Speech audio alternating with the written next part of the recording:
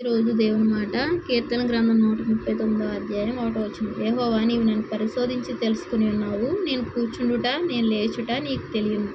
నాకు తలంపు పుట్టక మునిపే నీవు నా మనసు గ్రహించున్నావు. దేవుడు మనల్ని పరిశోధించి తెలుసుకునే దేవుడుగా ఉన్నాడు. మనం కూర్చుంటుట ఆయనకు తెలుసు, లేచుట కూడా ఆయనకు తెలుసు. మనకు ఆలోచన పుట్టక మునిపే, ఒక తలంపు పుట్టక మునిపే ఆయన మన మనసును గ్రహించే దేవుడుగా ఉన్నాడు. అంత మాత్రమే కాదు, నడకను పడకను పరిశీలన చేసే దేవుడుగా ఉన్నాడు. మన చర్యలన్నిటినీ ఆయన తెలుసుకునే దేవుడుగా ఉన్నాడు. తెలియని దేవుడు కాదు. ఆయన మనల్ని సృష్టించాడు. గర్భంలో ఉండగానే ఆయన కన్నులు మనం చూసాయి. ఆ స్థితిని బట్టి, ఆ ప్రేమను బట్టి మనము ఈ స్థితిలో ఉన్నాము.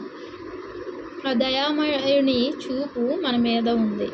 ఆయన ప్రేమామయుని, ఆయన యొక్క ప్రేమ గల హస్తాల్లో మనం ఉన్నాము. అంత మాత్రమే కాకుండా ఆయన ప్రేమ గల చూపు, దయగల చూపు, కరుణగల హస్తాల్లో మనం ఎలా ఉన్నాము? చక్కగా సుఖంగా సౌఖ్యంగా ఉన్నాము. మరి ఆయన ఇంత ప్రేమిస్తున్నాడే, మనం కూర్చుండుట లేచుట ఎవరైనా చూస్తారా? ఎవ్వరూ పట్టించుకోరు. ఎవరు పట్టించుకుంటారు? మనం ఎప్పుడు కూర్చుంటున్నామో ఎవరికి తెలియదు, ఎప్పుడు లెగుస్తామో ఎవరికి తెలియదు. దేవుడికైతే ప్రతీదీ ఆయన మనల్ని ఎంతో శ్రద్ధగా చూస్తున్నాడు, ఎంతగానో ప్రేమిస్తున్నాడు. కాబట్టి మనం కూర్చుండుట, లేచుట, మనం పడుకుండుట, అవన్నీ ఆయన పరిశీలన చేస్తున్నాడంట. మన చర్యలన్నిటినీ ఆయన బాగా తెలుసుకునే దేవుడుగా ఉన్నాడు. మరి మన చర్యల్లో మనం చేసే ప్రతి పనిలోనూ ఆయన చూస్తున్నాడు. కాబట్టి మన ప్రతి పనిని, ప్రతి మాటను మనం ఏ రీతిగా ఉంటున్నాము ఆయన చూస్తున్నాడు అని మనం చాలా జాగ్రత్తగా ఉండాలి. మన దేవుడు చూడని దేవుడు కాదు, చూసే దేవుడు. చూసి మన క్రియలను బట్టి ఫలితాన్ని ఇచ్చే దేవుడుగా ఉన్నాడు. మన యొక్క పరిస్థితులను విశాలపరిచే దేవుడుగా ఉన్నాడు. ఇరుగ్గా ఉన్న పరిస్థితులను ఆయన విశాలపరిచే దేవుడు. అలాగే మన సమస్యలను తొలగించి ఆయన బాగుగా నడిపించే దేవుడు. ఆయన ప్రతి విషయాన్ని బాగుపరిచే దేవుడు. ఏదైతే మనకు అడ్డుగా ఉందో ఆ యొక్క సమస్యను తొలగించి ఆయన సరళం చేసే దేవుడు. గొప్ప దేవుడు. ఇంత ప్రేమించే దేవుడు ఎక్కడైనా దొరుకుతాడా? ఎక్కడా దొరకడు. మనకు దొరికాడు. దేవుని కృపను బట్టి, దేవుని యొక్క కనికరాన్ని బట్టి మనము ఎంతో సంతోషించాలి. ఎందుకు సంతోషించాలి? ఆయన ప్రతి విషయాన్ని ఆయన చూస్తున్నాడు. కాబట్టి చూసే దేవుడు మనకు దొరికాడు.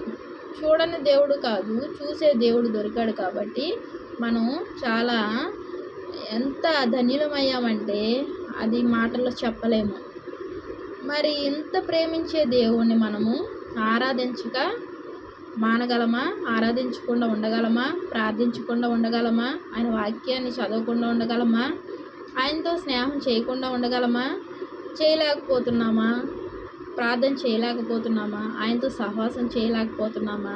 ఏ పరిస్థితులను బట్టి దూరం అయిపోతున్నామో ఒకసారి మనము ఆలోచించుకొని మనల్ని పట్టించుకునే దేవుణ్ణి మనం ఆయనతో ఉండాలి. ఆయనతో స్నేహం చేస్తే మన జీవితము ధన్యమవుతుంది.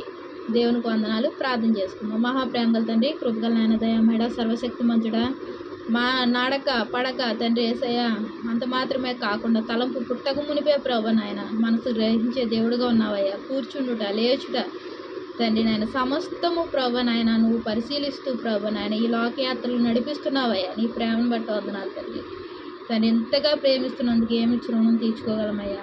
నీ వాక్యం ఉంటున్న ప్రతి బిడ్డను ఆశీర్వదించండి అయ్యా తండ్రి నాయన. ప్రతి విషయాన్ని ప్రభా నాయన నువ్వు పట్టించుకుంటూ ప్రభా నాయన మాకు తోడుగా నీడగా ఉంటున్నందుకు వందనాలు చెల్లించుకుంటూ నా ప్రభుని ప్రియరక్షకుడు అని యేసుక్రీస్తు అన్నాము అతి వినయంగా బ్రతిమలాడి వేడుకుంటున్నాను తండ్రి. ఆమేన్.